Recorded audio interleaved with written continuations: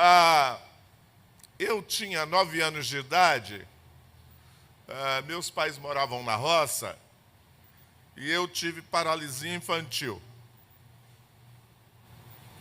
E como a gente morava na roça, e naquela época não tinha acesso a médico em tempo prévio. A paralisia me tirou o movimento das pernas e da coluna. E eu passei a andar praticamente arrastando, porque não conseguia ficar em pé e não tinha locomoção.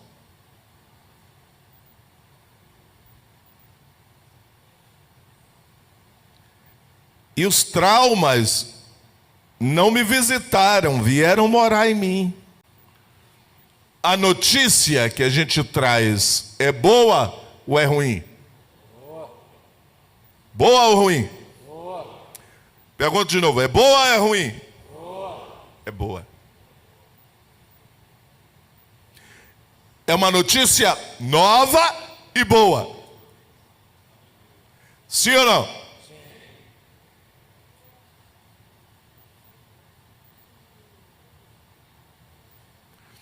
E quando a gente está desanimado,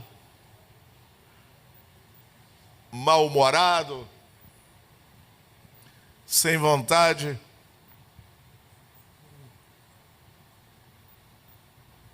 um pouco decepcionado,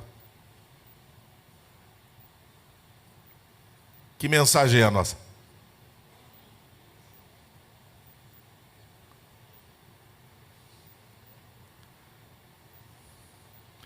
Quando a gente está apertado por uma circunstância quaisquer, que nos atingiu,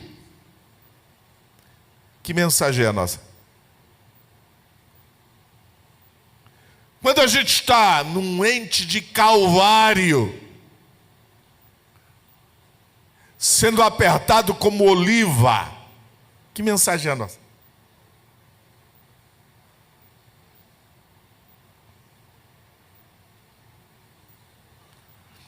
Quando a gente está orando, pedindo, rogando, clamando, e Deus está quieto, e parece que Ele não nos responde, o que fazer com as promessas que a Bíblia diz?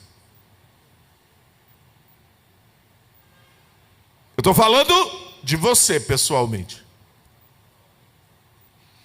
Eu não estou falando de outra, hein? Estou falando de você. Quando você entra nesse processo, o que fazer? A mensagem continua boa? Sim ou não? Sim ou não? Sim. Sim ou não? Sim. A mensagem não tem e não sofre alteração.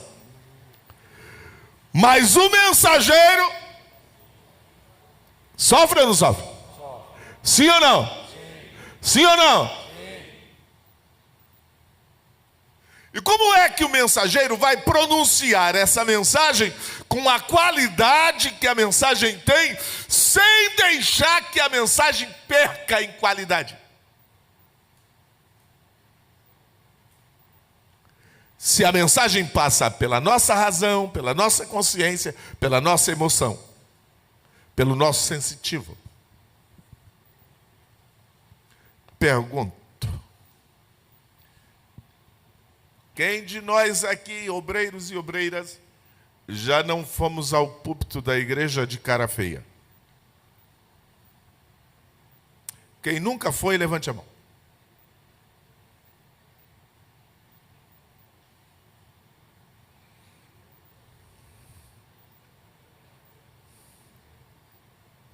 Pergunto de novo: quem de nós nunca fomos ao púlpito da igreja de cara feia? Levante a mão.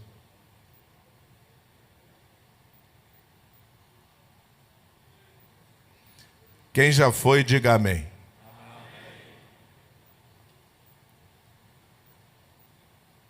O que fazer nesse dia?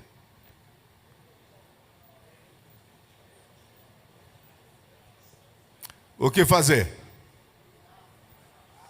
Alguém falou anteriormente o que fazer? O que fazer? Graça. Só que negócio interessante. Eu acho Deus em Cristo Jesus uma graça, e digo por quê. O Paulo disse: tem um desgraçado de um mensageiro do diabo me acusando. E eu estou irritado com esse cara. Tem uma outra questão que eu quero alegar.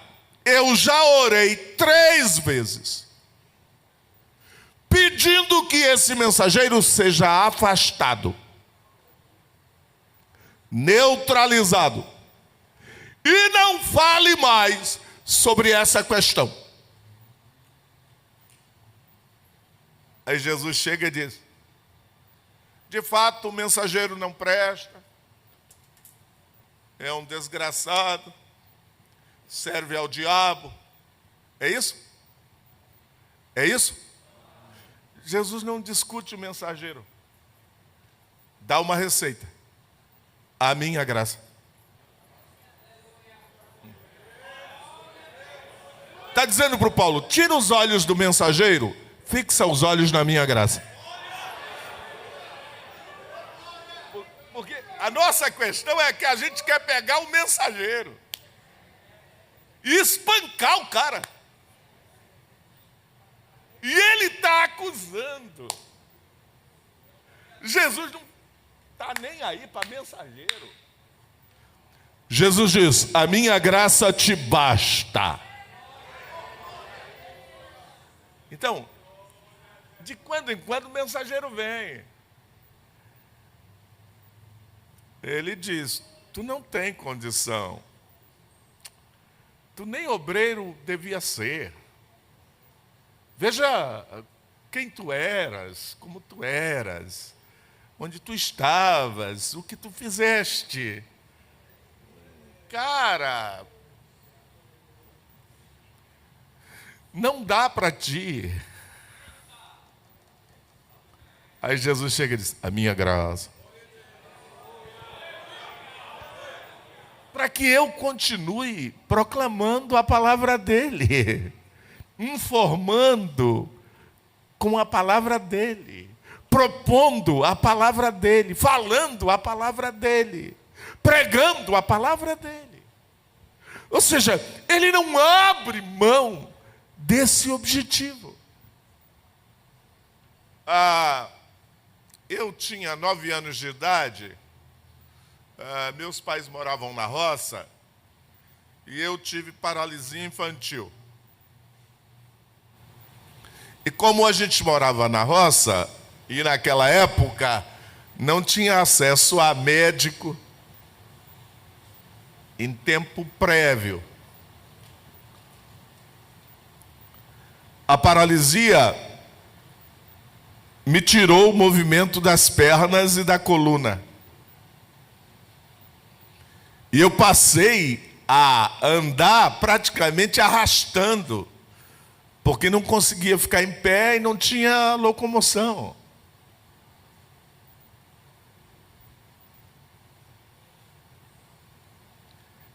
E os traumas não me visitaram, vieram morar em mim.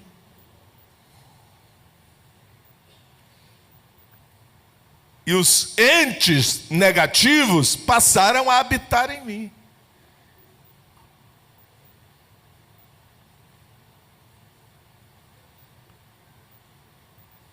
Meus pais me levaram a N possibilidades e médicos e não tinha mais o que fazer. Até o dia que minha mãe disse: eu vou levar na igreja dos crentes. Aí meu pai disse: se não matar, talvez cure. Mas eu não vou não quero saber de crente não. E ele não queria mesmo. minha mãe me levou e eu recebi uma oração de um irmão presbítero da igreja. E ele impôs a mão à minha cabeça e os meus tornozelos eram assim para dentro.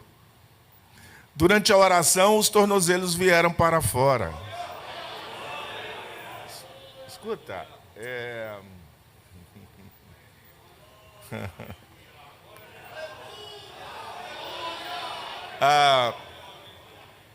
não foi algo que me contaram. Não foi. Foi algo que aconteceu, eu com os olhos abertos, porque não sabia por que crente fechava os olhos para orar. Tá, tornozelo para fora, posicionado, a coluna trabalhou, tomou uma nova postura, mas não tinha musculatura para sustentar o corpo. Estava atrofiado. Ok. Fui desenvolvendo, aprendendo a andar. Ok, milagre, claro, milagre. Quando eu ganhei 17, 18 anos, eu vim para o Betel Brasileiro, aqui em João Pessoa. Eu vim estudar ali. No tempo da dona Lídia de Almeida.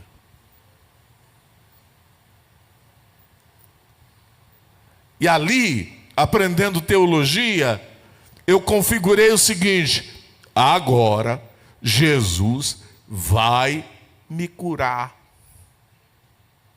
Porque agora eu estou aprendendo teologia, aprendendo Bíblia, e agora a discussão é outra.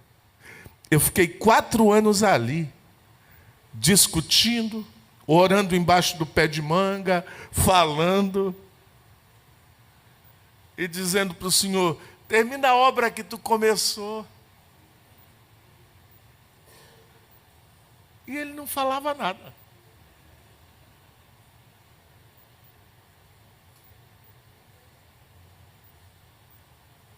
Não respondia, não. E eu falei para a dona Lídia e para a tia Vilsa: eu vou embora. Eu já estou 3 anos aqui. Oro todos os dias, de manhã e no final do dia, para Jesus me curar, e ele não fez nada. E eu só quero que ele aumente 1 centímetrozinho numa outra perna que é menor. Isso vai resolver.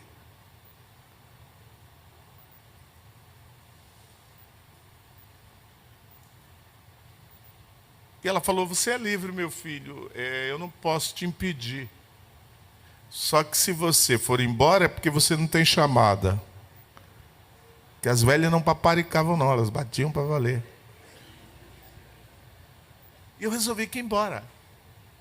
E eu avisei o pastor Satiro Loureiro que ir embora. O velho falou: se você voltar, é porque você não tem chamada, e esqueça essa questão de ministério. Ele disse: mas eu vou embora porque, de fato, com o ministério, Jesus não quer nada comigo. Eu coloquei meus livros em umas 2 malas, poucas roupas em uma outra mala.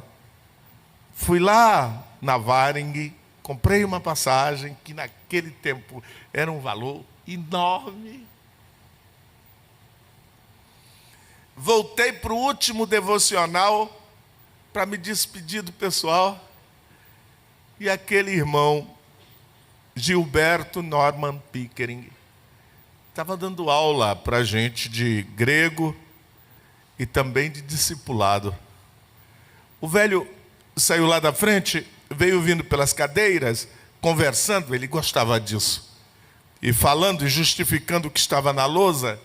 E quando chegou aqui, na cadeira onde eu estava sentado, ele botou a mão assim, e eu nunca mais vou esquecer isso. Ele disse: para o que eu quero, está curado. Para o que eu pretendo, está resolvido. Ele falou isso e voltou para lá. Ele Batista.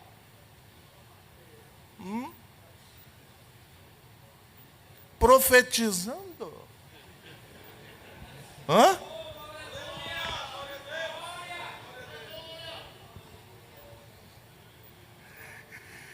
Sabe o que aconteceu? Naquele dia eu fui curado aqui, ó. Porque o problema não estava aqui, estava aqui. Naquele dia eu fui liberto aqui. Eu voltei, desfiz minha mala, terminei meu curso e fui embora. Quando terminei, curado estou. Você vai dizer, manca? Manca.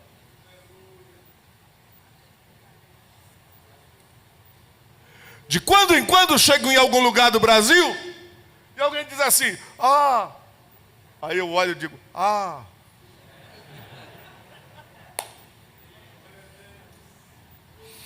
No tempo do pastor Lupércio, lá no Brás,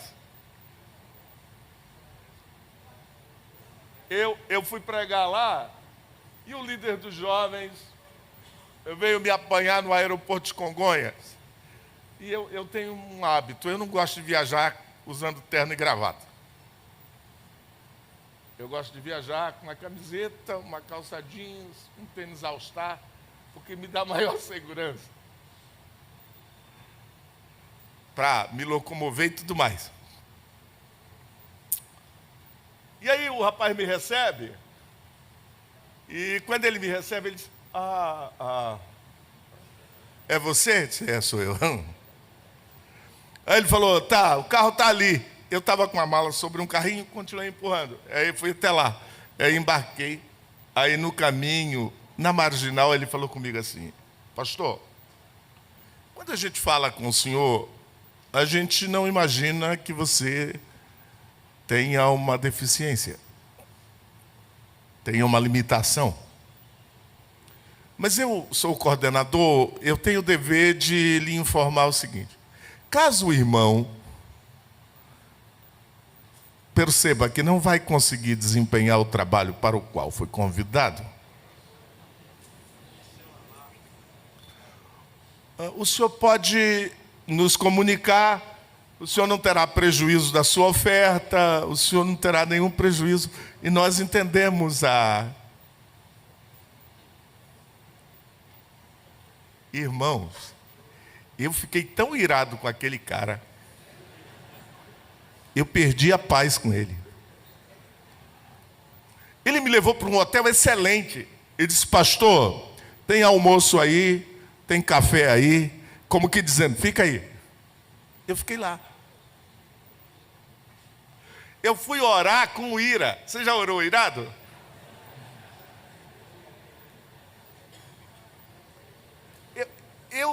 Eu disse na oração, esse tá... Eu disse tanta coisa que você não quer imaginar. Depois de um tempão falando uma série de coisas, no quarto do hotel, o Espírito Santo falou assim, cara, você se mede pelo que ele fala? Você está mal. Você está desqualificado. Se meça pelo que eu fiz e pelo que eu faço.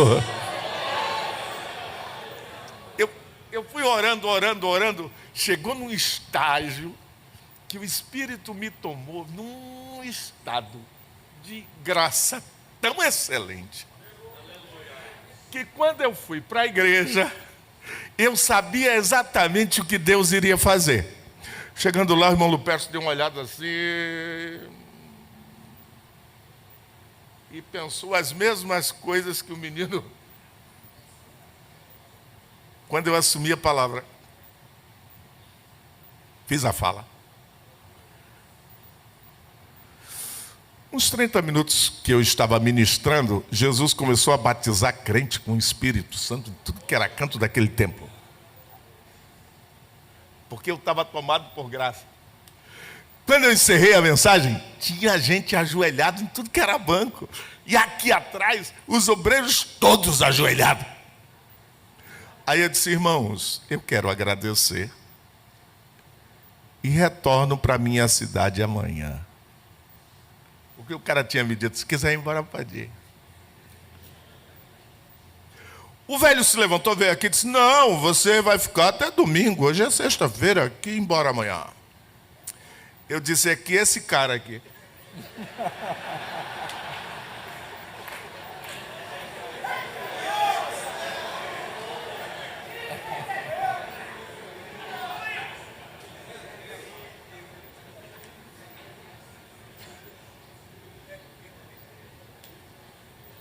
disse isso. Então eu estou. Aí o pastor falou: não. Você vai ficar. Fulano, o que foi que você disse? Foi isso mesmo. Foi isso.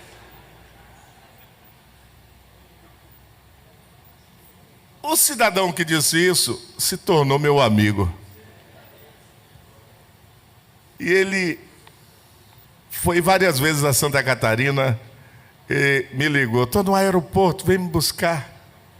Aí eu pegava meu carro e ia buscar e dizia: ó, sou deficiente, cara.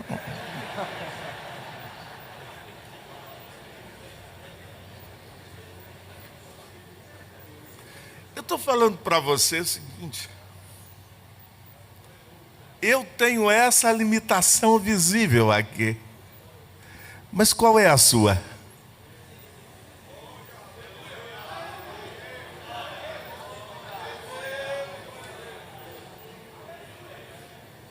Veja como a graça te habilita no que você não tem.